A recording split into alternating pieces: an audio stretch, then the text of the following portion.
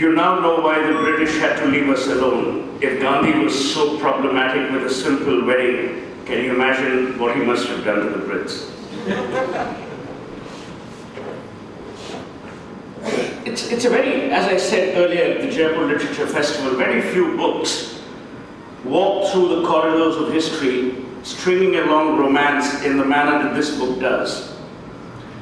All the characters were oddballs. I mean, Hitler was abnormal, Gandhiji was not of the norm. I don't think Lakshmi would ever believe her parents were normal. I don't think Lakshmi is normal, neither is her husband. They're an eclectic family, so you've got to see and visualize an eclectic story, which is why the book is interesting. Having said that, Urvashi herself is not a normal publisher. I mean, she publishes normally, but you know what I mean. Two passages. In fact, my father had mentioned Conrad von Molo's name several times. I believe they stayed in touch with each other even after World War II. Conrad von Molo was a film director and had worked closely with Fritz Lang and Thea von Harbu on several projects. I remember being told that Thea von Harbu had come across an article written by my father on India and was curious to meet him. Conrad told them both about the other, and Thea invited my father to her house. After I read Sigmund's account, I realized it was very similar to what my father had told me. At that time, I hadn't paid much attention to his story, but now, as I thought back, the details came to me, and here's what he said. On the evening in question, my father said he found himself outside Thea's house. Nervously, he rang the doorbell, wondering how he had allowed himself to get talked into coming to this place. He'd come straight from work, couldn't entirely explain what he was doing there, nor could he possibly conceive of what he might say to her.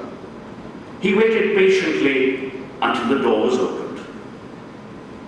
A middle-aged woman stood in front of him, dressed in black. Tendulkar was a bit confused. This wasn't what he had imagined Thea would look like.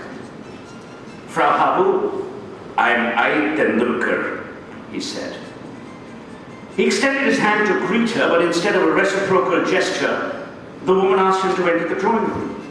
It held a collection of carpets, rugs, masks, wall hangings, figurines from all over the world. He turned around as if to make polite conversation about the artifacts when the woman spoke. Please do sit down. Frau Habu will join you shortly. I'm her secretary. She's expecting you. Tendulkar felt a little foolish at having mistaken this middle-aged secretary for the renownedly beautiful Thea. He sat down a little intimidated by the plush interiors. The walls were lined with art. There was an abstract painting by the Austrian painter Egon Schiele. The room was warm and sensual. The windows draped with heavy silk curtains.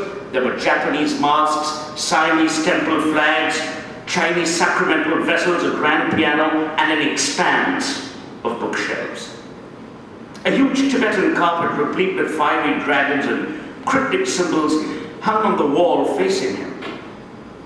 From a distant kitchen, the aroma of hot, freshly baked cake wafted through the entire drawing room, whetting his appetite. Tendulkar was lost in his observations when Thea entered. She wore a blue dress that ended at her knees. It was a crisp shade that brought out the light blue color of her eyes. A small black terrier followed her every move and then went straight to Tendulkar, sniffing him suspiciously. Tendulkar stood up immediately. Thea stretched out her arms and surprised him with a warm, friendly hug. Herr Tendulkar, I feel like I already know you through your many articles on India. Welcome to my home and thank you for the honor, she said. They sat down on easy chairs facing each other. Tendulkar felt a little out of place. He became conscious of his frayed collar, his general disheveled look.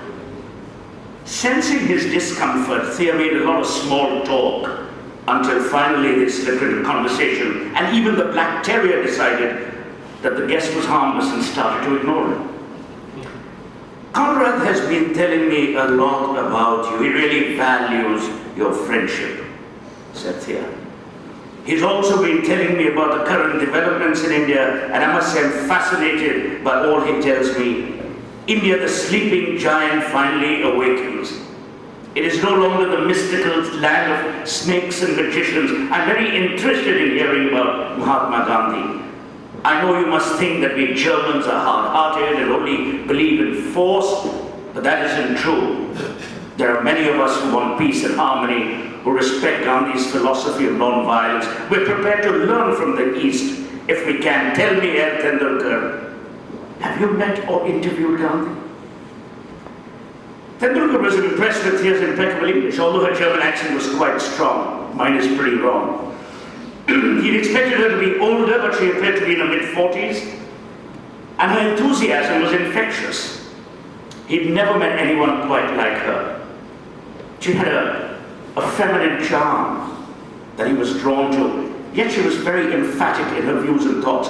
Her steel blue eyes soaked in everything, every tiny detail.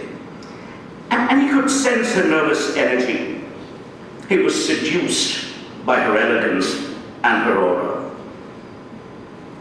It's a long story, Frau Abu. I'm surprised that you're even interested in hearing it, he said. Of course I'm interested, but my wish to visit your country one day. I've been so fascinated with India ever since I was a girl, but I must insist that you do not call me Frau Harbo.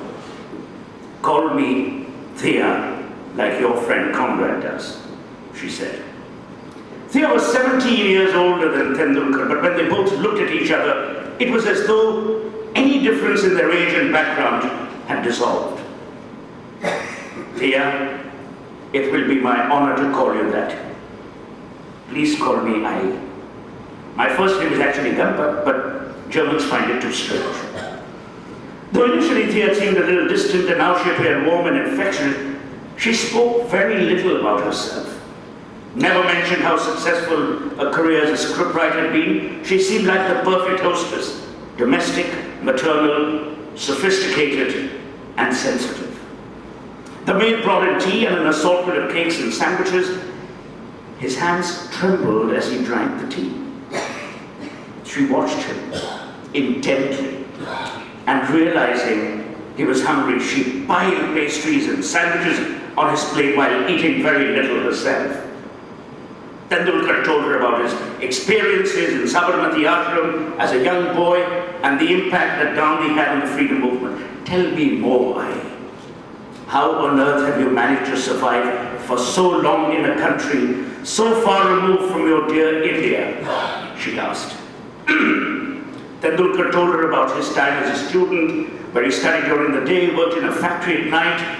It was a Herculean task, working on a PhD while also holding a job. From what he told her, he was fluent in both German and French. His manners, too, were impeccable. He didn't seem like a foreigner, wasn't clumsy or starstruck around her, as most people were. She was surprised by how suavely he carried himself and the elegance with which he spoke. She was drawn to him. He was handsome, though not in the Germanic way that she was accustomed to. All in all, there was something very sincere about him. She told him she recognized his ambition, his deeply rooted desire to achieve something in his life. She invited him to stay for dinner, during which they continued talking about his university days. They bade each other good night, and Tendulkar made his way to his car, realizing he was completely captivated by this woman who was 17 years his senior. She made him feel special. Until this evening, he'd been convinced that he had mapped out the course of his life, would return to India sooner or later. Suddenly, none of that seemed to matter. What he was excited about was Thea's request that he meet her at the film studio at Babelsberg the next morning. He was already anticipating his next encounter, wondering what time would be appropriate to get there. A few weeks after this successful evening, Thea left on an official film promotion tour. She traveled all over Germany, made stops in several cities and was gone for weeks. Tendulkar missed her badly and decided to make sure there were always flowers to greet her in every hotel room she was scheduled to stay in. She rang him up the first time she received the flowers. By the time it had happened 6 times, she was completely overwhelmed. His kindness and his attention left her speechless.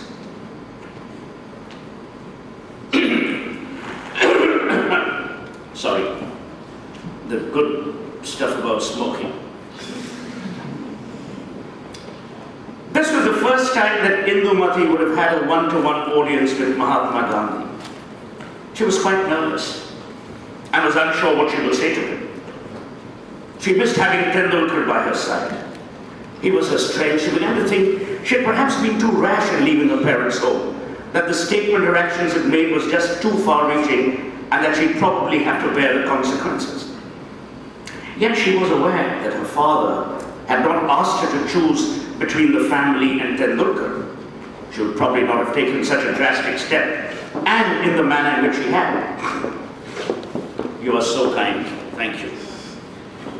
When you mention Gandhi, kindness occurs. She had understood both her father's plight, though the fact that both her brothers couldn't join the army because of her political activities, and the whole town was abuzz with rumors of her affair. Although she was touched by her father's concern, Indumati was also somewhat upset that her father had decided to involve Gandhi in what was essentially a family matter. When Indumati was shown into Gandhi's quarters, his eyes lit up through his steel-framed glasses as he smiled and signaled to her to sit down. His wife was sitting beside him, while Madhavbhai took a seat in front of Gandhi. Indumati immediately felt at ease in his presence. She could see that Gandhi's body had taken the toll of all the fasting and the political uncertainty. He seemed terribly frail, all skill and bone. Indumati had heard that he walked 4 or 5 miles every morning at a pace so brisk it was difficult to keep pace with him. He wore a loosely wrapped dhoti and a coarsely spun white shawl, which he hung over his bony shoulders. Indu was awestruck by the humility of this man who had almost single-handedly managed to shake the foundations of the British Empire. She addressed him as if though she was speaking to her father, and quickly decided to bare her heart to this thin, small man who ruled India's heart. Despite knowing his views about sex, she didn't hide the details about her relationship with Tendulkar. Gandhi sat spinning as he listened patiently to her words without commenting on one of them. When she had finished, he stopped spinning and looked into her eyes. "Does Dr. Tendulkar want to marry you, Beti?" he said. Without waiting for her to respond, he continued, "Are you sure that your service and your sacrifice for the country will be realized by marrying him? Beti, he has an exciting background. But what do you know of Europe? Why do you want to take such a big risk? Why don't you devote your life to the country instead? You could live here and save our ground. The country needs more people like you." Indumati knew that Gandhi had placed service to the country above everything else. She too had worked selflessly for many years, but things had changed since she'd met Tendulkar. She now felt it was doubly important that she marry Tendulkar in order that her family could save face. She held up her chin almost defiantly and quietly but resolutely said, "Bapuji, I will work for the country and do whatever is required of me. But Bapuji, Tendulkar has agreed to marry me and I cannot refuse him. I want to have a family and bring up children. I will wait for him." Bapu and the others were amazed to see the spirit of this young woman who'd made up her mind and who resolutely defied everyone around her. "Indumati, you tell me that Tendulkar is unofficially married to a German lady, what's her name, Thea?" Dear one Habu, said Indumati. Yes, the German authorities would not allow their marriage to take place officially. Well, then I would also request you that before we make any decision regarding your marriage with Tendulkar, you must show me a letter from this woman saying she had no objections to Tendulkar marrying you. Yes, Babuji, I will ask Tendulkar to get a letter from her. All the correspondence between Germany and India is quite difficult at the moment. Betty, I think you must meditate on what you want. I would also like you to give us a little time until we can resolve the issue, said Gandhi. Indumati joined both her hands in a namaste and left Gandhi's hut. Thank you.